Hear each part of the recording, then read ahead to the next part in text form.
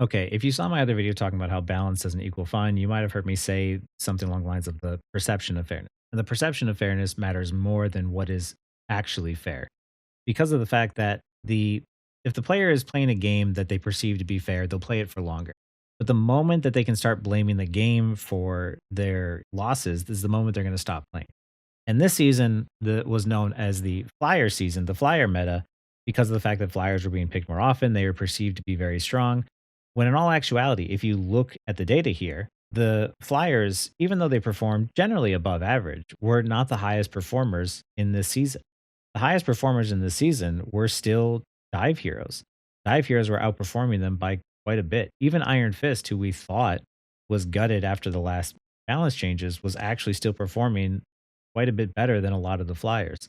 But then that begs the question, why did people think it was the flyer meta? And why was it perceived that they were stronger when in all actuality, according to the win rates, they really weren't? And it's because of the fact that when going up against flyers, not everyone has tools to deal with them, especially tanks, which is the reason why Thing was given another tool in his toolkit to allow him to be able to fight flyers because of the fact that it was just a frustrating experience feeling like you couldn't do anything against it.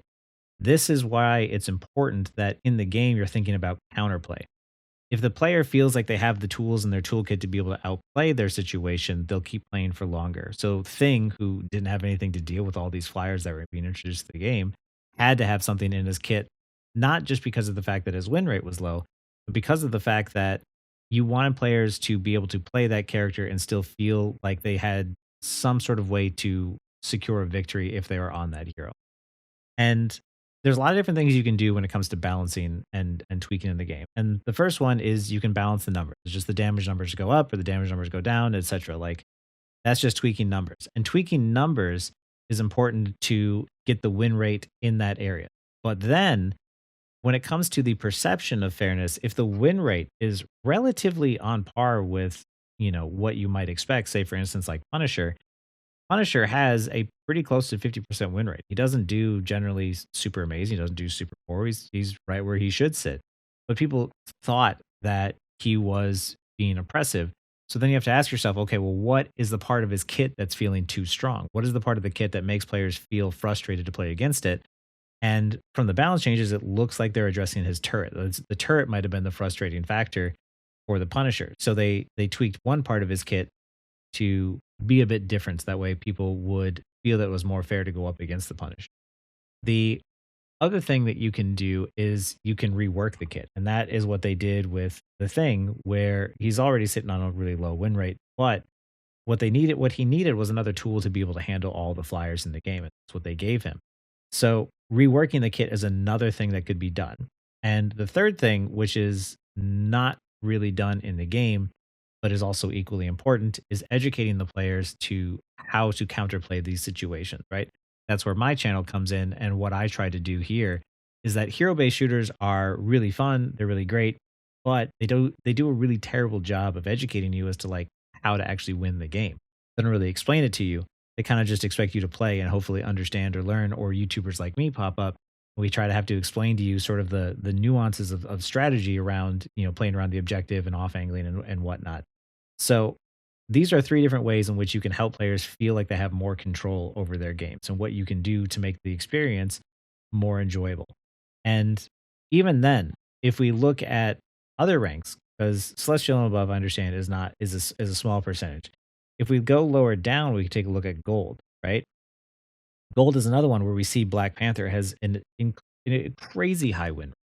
Like anything to me that's above 53% is probably ridiculously high. And to see Black Panther in gold at a 58.87% win rate means that there's a lot of players in gold who are incredibly frustrated by Black Panther. And I know this is true because of how Black Panther's kit works, right? Black Panther is not a hero that should have a high win rate due to the fact that of what his kit does. And if that kit is super successful in winning games, it means that he's creating a lot of frustration for players at this rank. Which it's good that bans go as low as gold because now players have an option to ban these sorts of heroes and not have to deal with them. But I highly suspect that Black Panther, if not getting nerfs in the upcoming seasons, is going to get a kit rework due to the fact that his kit is going to provide a lot of player frustration, especially with how high his win rate is. Because nerfing him isn't going to be super easy. Because if you nerf him, he's going to be absolutely unusable in the higher ranks, but somewhat weaker in the lower ranks. And you gotta have to try and find a way to create a kit that is both good and perceived fair in lower ranks, as well as at their skill ceiling, perceived fair at the high ranks and still balanced. And this is the difficult challenge that NetEase has with Marvel Rivals. Something else that's important to remember when it comes to Black Panther is Black Panther is also perceived to be not a super strong pick. And the reasoning is because of the fact that to stop a Black Panther player from being able to secure a kill, all you have to do is give the slightest bit of healing to interrupt or stop his assassination attempts.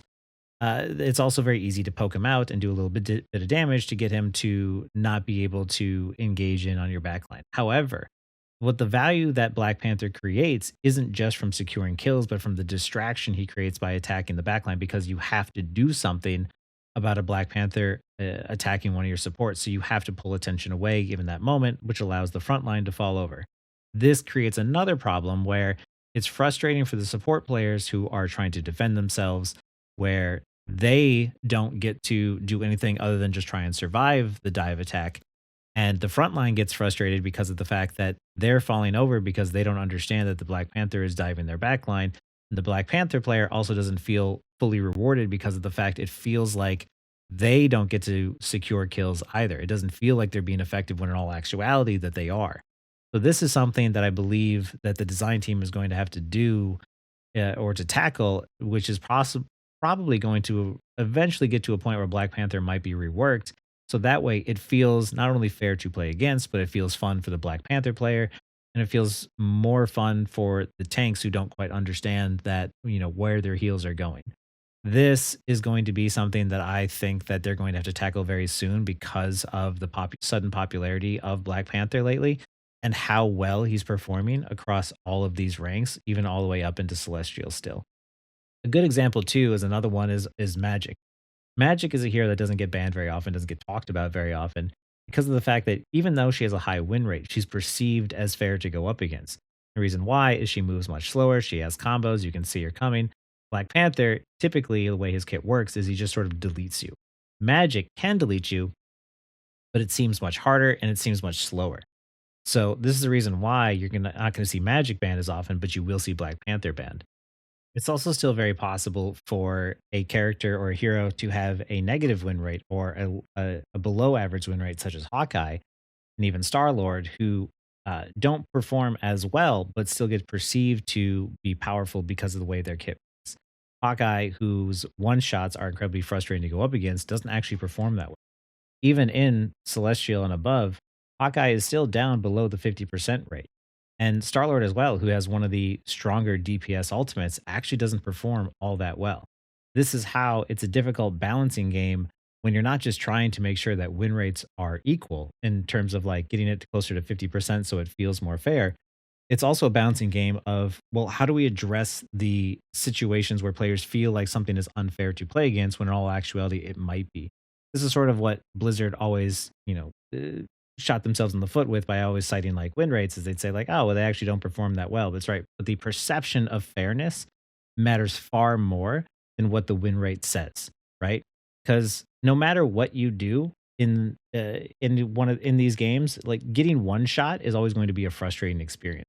So no matter how low the win rate might be, there are certain things, certain parts of the game that are designed in a way to sort of bring more player frustration. What you're trying to do is ease up on that player frustration. And then once you ease up on that player frustration, then you can start to tweak the numbers to really truly balance them. And until that happens, until you can start to eliminate those points of friction with player frustration, you're not going to be able to really just tweak the numbers to balance. So, what I'm hoping with in the future is we do get more sort of hero reworks or even ability reworks like support ultimate reworks and other things that not just sort of change the way the game is played, but also provide more player expression, more creative player expression, and less player frustration, right?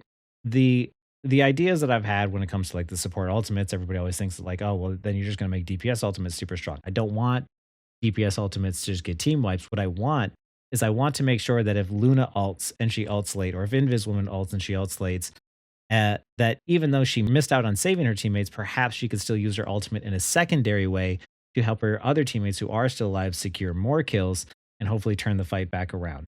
Because a lot of the times it's heavily based off of like whoever ults, later, or whoever ults better, whoever delays their support ult the longest without letting someone die, that ultimately just dictates the fight. And it would be more interesting if the kit did more than just deny all plays from happening, but if it also allowed you to make a play. This is where you get more opportunities, more choices, not just for the support, but also for the people playing against the support. And this to me is healthy because of the fact that then you would just have a better player ecosystem where you are easing up on areas of frustration and you're giving everyone more counterplay, but more options. Players like to have choice. They like to feel like there is choice. And when it feels like there isn't choice, that's when they get bored and that's when they leave. So balancing isn't just about win rates. Banning heroes is not just about what is strong. It's about what feels oppressive to go against and what is unfun to go against. The reason why I pick the bans that I do personally for when I'm playing ranked is I ban the stuff that I don't like to play against. Yes, I can play against Black Panther. I ban him because I don't want to spend the entire game peeling Black Panther off my backline. So a lot of times the stuff that I'm banning isn't necessarily the things that are powerful, it's the things that I don't want to play against. And I think that's what a lot of players tend to do is even if they don't actually realize it, they're not banning what is strong. What they're banning is what's frustrating. And that ultimately is going to be what makes players think what is meta. But then you're going to have the sleeper pick, Magics and Iron Fists out there that are performing better than the Flyers. And no one's going to have any idea because of the fact that Magic is less frustrating to go against as, say, a tank like Captain America or Thing than you would be if you were going up against a Storm or an Iron Man.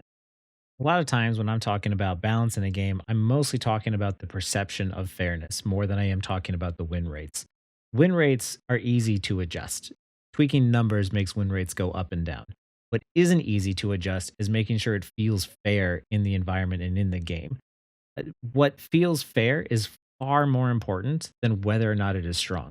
Because as you can see, Magic performs relatively well across all the ranks, but no one perceives Magic to be unfair or unfun to play against. And that to me is a sign of a healthy hero, is one that performs well, but also feels good to play against. Magneto, I think, is another tank that is a great example of a kit that feels strong, feels powerful, but also feels fair. And I think that's important.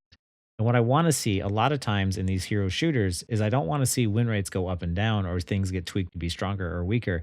I want to feel as if it's fun to play against. That to me is what matters more than anything because that would help the health of the game in the long run. Anyway, if you found this interesting, let me know. Because yeah, I'd love to do more stuff like this where I just talk about design in games. But yeah, that is what I'm talking about when I talk about game feel and perception of fairness. Thanks for watching.